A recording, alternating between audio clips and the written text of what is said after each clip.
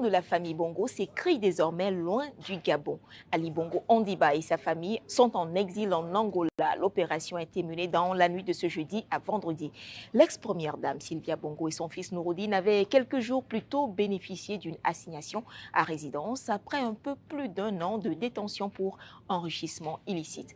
On se rappelle que ce 12 mai, João Lorenzo, le président angolais et président en exercice de l'Union africaine, s'était rendu à Libreville et a rencontré l'ancien président gabonais Ali Bongo, puis l'actuel Brice Oligui Nguema. Ce dernier avait annoncé en 2023 l'avoir mis à la retraite après le putsch du 30 août, mettant ainsi fin à plus d'un demi-siècle de règne de la famille Bongo au Gabon.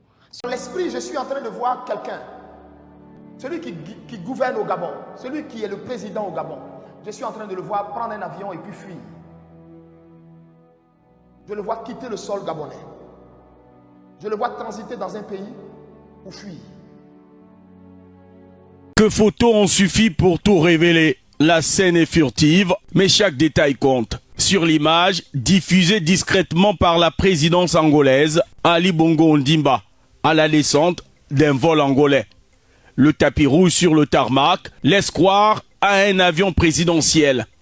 À sa droite, juste derrière, à demi caché par la silhouette massive de l'ancien président, une femme à la peau claire, presque effacée par l'angle de la prise de vue. C'est Sylvia Bongo Ondimba. Tous deux en compagnie d'un petit groupe en civil, visiblement un protocole étranger. Pas un mot, pas de communiqué officiel du Gabon avant cette publication. Mais l'image est là, limpide, une image à la mise en scène involontaire, mais au pouvoir ravageur. La famille Bongo est libre et c'est en Angola qu'elle est accueillie. Il n'aura fallu que quelques heures pour que ces photos fassent le tour des réseaux sociaux.